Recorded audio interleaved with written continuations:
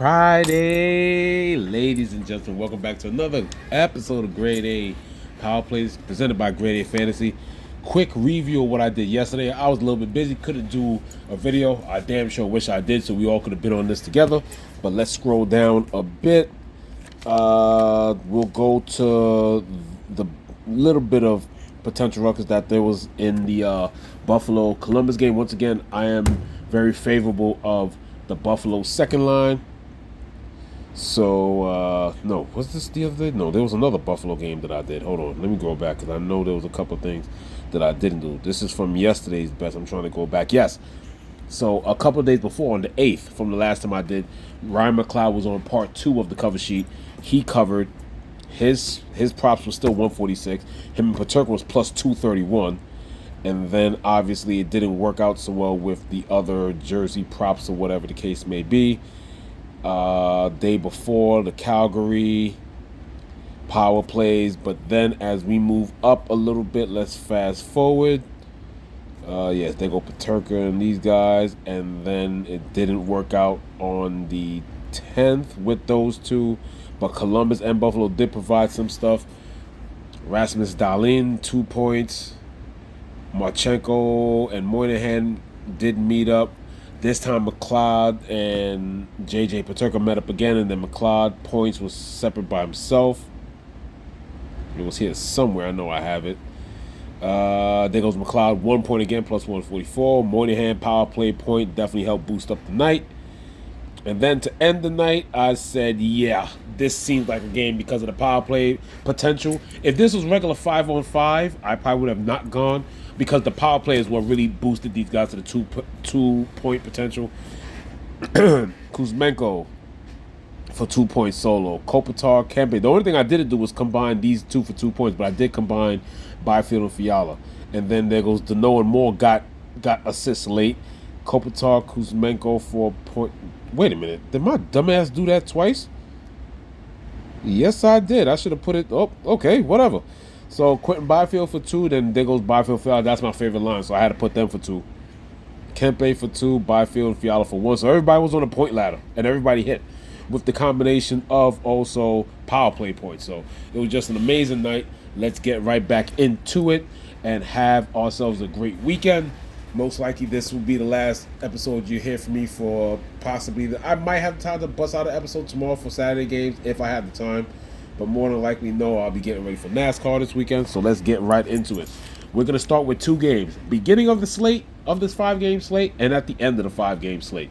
What do I like? Here's the main thing that I like. Jersey. The cover sheet. Once again, can we finally get the Jack Hughes 2-point night right? There's been plenty of times I got the assist. There's been plenty of times I got the power play point because it's on the assist. But the 2-point, 2-assist games, we seem to miss it. When I look at Jersey's schedule, from here on out, this seems to be the best game possibly that they can get it with 4 or 5 games left. They have 4. So it's Pittsburgh, they have the Islanders, they have Boston, and they have Detroit. So I would say, Detroit's nothing to sneeze, is not, nothing to present defensively. But when it comes to the quality of teams, if there's 2 more games that they have the blow-up option on, it's home against the Islanders Sunday, and then against bad Boston. Yes, Boston, once again, I always warn about it, and it happens every now and then. They have the ability to muck it up or whatever, but they're just a horrible team. And I think by then, a fresh Jersey team that's, when you look at their schedule, going to Boston on Tuesday, they're playing today, off Saturday, going to Long Island from Jersey. No, they're home, actually. They're home Friday, home Sunday. Then from Jersey, they go to Boston. They should be up for that game. The only thing you got to worry about is that one of those games that Boston plays with a little pride, possibly their last home game of the season, try to eke it out. Because like I said, Boston has those tendencies like Minnesota. They can play a solid defensive home game and then screw you out of it. Remember, just a little while ago at Jersey, Boston did just beat them 7-2. But we're talking about Pittsburgh today and the team who, what's today's trend? We have teams that have horrible penalty kills. We're taking Jersey, going against number 18th in penalty kill, Pittsburgh.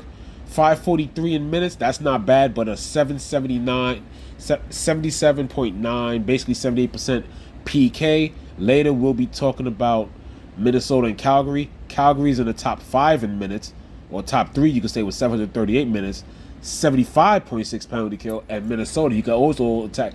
They just need to be 5-on-5, because when they're on the penalty kill, no matter who the goalie is, 72.7% penalty kill. So there's power play opportunities definitely today. But let's get into Jersey.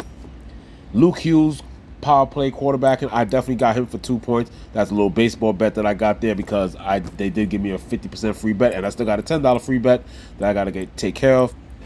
Jesper Bratt and Nosen. The reason why I do it this way is because Nosen's the only person on the top line with plus money. Plus money does help the odds. Then you get Bratt Nosen, Hischier Nosen for 1 point. I got Bratt Hischier for 2 points. Hischier for 2 points. Jesper Bratt 2 points solo. It's just one of those games that I can see it happen. Dawson Mercer and Timo Meyer plus 161. That's definitely great odds just for the single point. There goes Hughes assist, mini assist ladder. And if anything else from this game, what do I like? Stefan Nosen for 2 is possible. I wouldn't mind that. That is possible because if you take somebody who starts in plus money odds with their points, then for them to get 2 points should be something of high interest here. Where is he? Stefan Nosen's plus 102 now. I think it was plus 110 earlier, if I'm not mistaken, according to my notes, so it did move. Normally, he's just somebody that's involved in the 1 point. Why? Because the 2 point value is on the right side. So Hischier to Brett on the right side, and then Mercer to Timo Meyer on the right side. It's just the way the lines are built. So Haller and Stefan Nosen are, they're risk for 2 points, but I wouldn't parlay them. I would definitely take them separate. So Nosen for 2 points, a bit of a shooter, but he's not on the power play no more with these guys, which is where Dawson Mercer, Timo Meyer, Jack Hughes, Nico Hischier, and Jesper Bratt with Luke Hughes as the quarterback has the upside for the 2 points. Besides what I showed you here, it is Pittsburgh. Pittsburgh is a team that gives up a lot of shots, as usual, as we've talked about many times before. Pittsburgh is now currently 4th.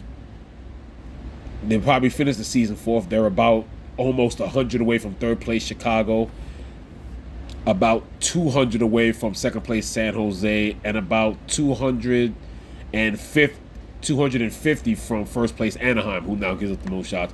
But Pittsburgh's still 4th, right next to the Rangers. So when you give up a lot of shots, plenty of opportunity.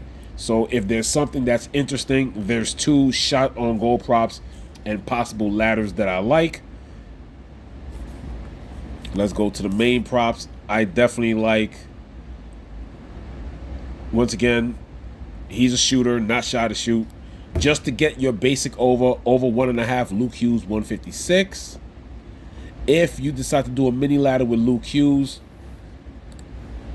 if you decide to go that route, Luke Hughes has currently been shooting pretty well. Well, by the chart right there, 3, 4, and 3. I'm mostly a Luke Hughes person that I like him for a couple to 3. I don't really like laddering too high. Early in the season, he did have his games, but against Pittsburgh, hasn't had that much shot success.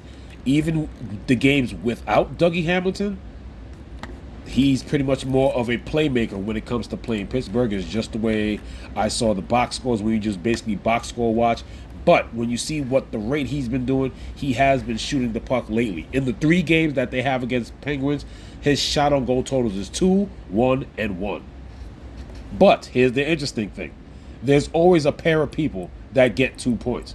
In the first game of the season, when it was 12 on, 12? When it was right before the Christmas break, a couple games before, in a simple 3-0, the scoring is concentrated. There's another, you can get some third line scoring, but even from the beginning of the season, when they were healthy, the 2 people who had 2 points, well, if I'm not mistaken, Nico Hischier had 3 points, and then it was Timo Meyer that scored the other 2 points. Then, in the game where they won 3-2 in the shootout against the Penguins, yes, low-scoring game, Jack Hughes and Jesper Bratt, both 2 points. And then in the game that they got obliterated about, a couple of weeks ago, 7-3, guess what? Another pair of 2 points. It was Jesper Bratt who had 3 points to be exact. Luke Hughes had 2 points, and he had 2 assists in that game. And if I'm not mistaken, no, that was it. It was Bratt with 3 points. Luke Hughes had 2 points, and those 2 points were both assists. So let's see if you can finally catch the Luke Hughes 2 assist game, something that I've been chasing. Hopefully I can get it today. For the late night hammer, last game of the slate, 10 o'clock. So by the time that first game is done, you'll be ready to get this game going. What do I like here? Once again, Calgary with a ton of minutes, but 2 of the worst penalty kills in the league. So all the power play points. This is definitely one of those games where both power play points are viable without the shadow of a doubt. And if you look at the power play props, after Kirill Crap is off, it basically doubles from 140 all the way to 260 with Boldy, Zuccarello, Eck, and Rossi. Why is that important? Why no Spurgeon? Why no Brock Faber that I like? No Jacob Middleton? Not many teams do it. Well, guess what? They're one of 2 or 3 teams that actually tried to pull off the 5 forwards. So when you have 5 forwards running on the power play, and that's going to get a lot of minutes and opportunity, forget assists. That's just more reason to jump on the points. So with all these guys on the points together, you have, besides Kaprizov being 290, if you combine him, though, with a plus money Rossi, then you're looking at some decent solid odds there. Well, some decent odds, but the real thing is getting Rossi and Zuccarello. Obviously, Cap is way overpriced, 290. The next person is minus 162 Boldy. That's when you really want to start doing the combinations. Rossi and, where is he? Zuccarello are solid odds, plus 165 for a point. My favorite combination, obviously, with Joe Eriksson back. Obviously, they haven't gotten used to the price yet. He's only been back 1 game. Him and Boldy, plus 132. You can also go to the opposite side. Cap and Huberdeau, Kadri and Huberdeau are nice odds. They're plus 122. Coronado and Cole and Blake Coleman. There's a lot of times that these 2 guys do correlate, and sometimes Mikael Backlund is just there in the middle. Sometimes he's not even part of the point. Sometimes it comes from Rasmus Anderson, who's the second pair of defensemen. So that's why it's one of those rare times you can literally combine 2 wings together and leave out the center. But if you still want to put in the center, Mikael Backlund does have great odds.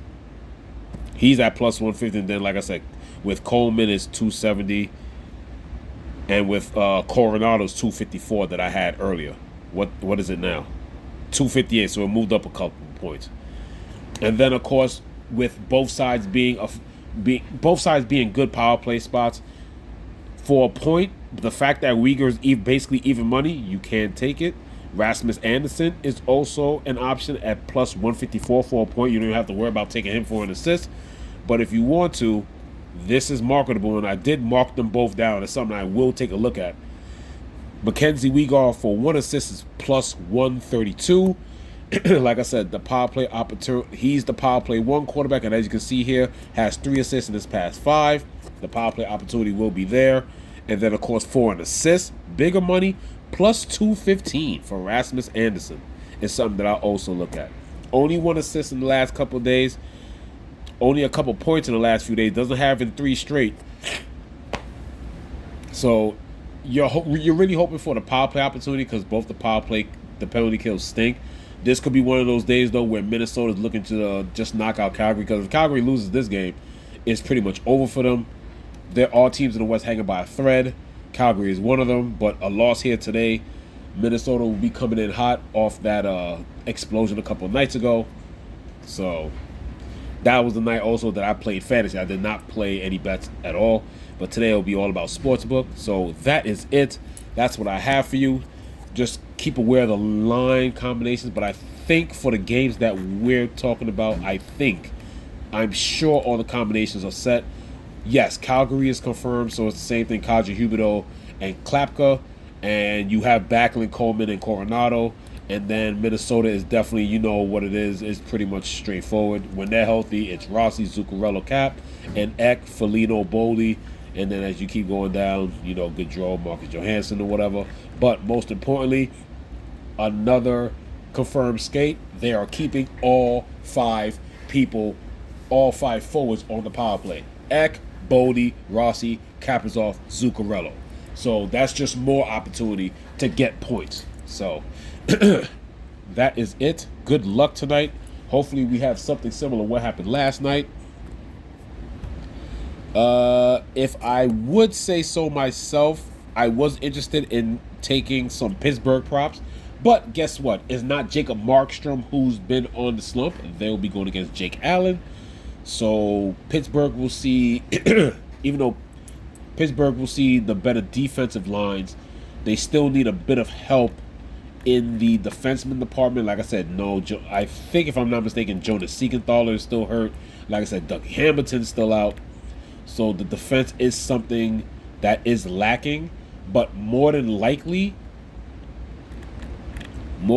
they'll probably see a combination of any of those top 2 lines in a defensive matchup. But more importantly, they'll probably see more Kovacevic and Brian Dumoulin than they would Luke Hughes and Brett Pesce, more than likely.